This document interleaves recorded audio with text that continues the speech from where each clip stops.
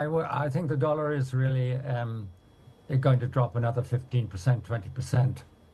The reason for that is if you go back to, sorry, if you go back to a couple of months ago, everybody was putting money into the dollar and into US assets because of US exceptionalism.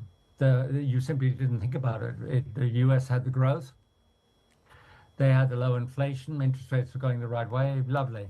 Now you're in a predicament where the US has actually is busy tearing up all the factors that contributed to US exceptionalism.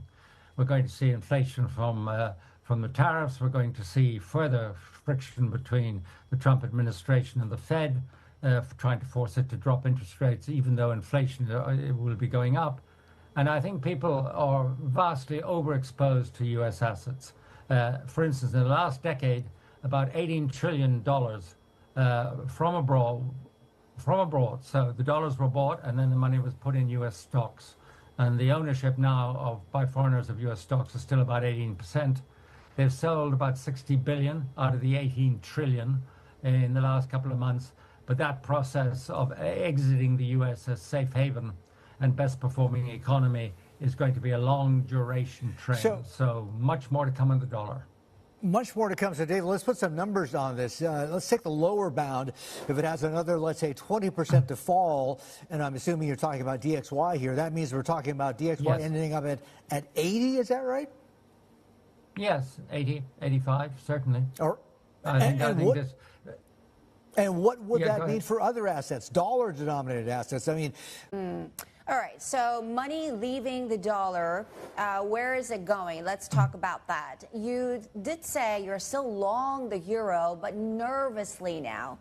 Is it getting a little too crowded? Well, it's not really that it's crowded. It's that when you look at Europe, and there are an awful lot of other things to worry about. There's the question of the US's new alignment with Russia. What does that mean for Ukraine? Will the Europeans stand up for Ukraine? If so, there will be a break with the US. So there are other sources of volatility which you have to worry about in the euro, which you do not have to worry about if you put the money into gold or into Japan, which would be the primary hedges I would use. All right. What do you feel about gold right now? Well, I think the likelihood is that we'll see it about 3,800.